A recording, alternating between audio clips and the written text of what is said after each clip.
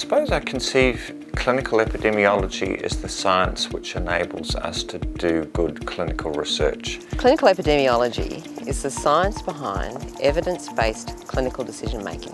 Clinical epidemiology is the application of epidemiologic principles to clinical research. Clinical epidemiology makes me a better doctor. I can't remember how I practiced without knowing what I learned in clinical epidemiology.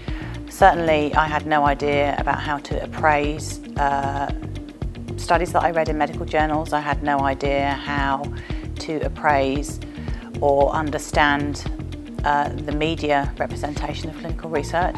And now I feel much better able to see through the spin and get to the real nitty-gritty of what matters and what the truth is in medicine. So clinical epidemiology is important because it incorporates the best research evidence into clinical decision making, and it helps clinicians and their patients make better healthcare decisions.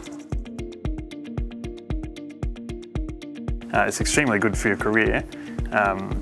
It gives you the skills that you need it gives you much stronger evidence-based medicine skills than you get out of med school and out of your early years in clinical practice. It enables you to do research, and it will be an ideal starting point for doing a PhD based on clinical research. It opens a whole lot of doors in terms of your career. There's a whole lot of people I know who've studied clinical epidemiology who have said to me they can't believe that they didn't learn this stuff earlier, and they don't think anyone should be doing research if they hadn't studied clinical epidemiology.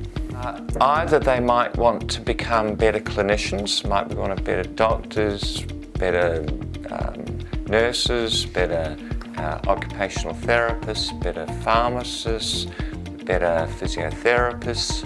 So given that all of these disciplines are science-based disciplines, all of them are based upon wanting to do better for the patients that they treat using research, then clinical epidemiology provides them the skills so that they can use research better. There would be others who aren't content with just using research. They want to develop their own research. They want to become research leaders.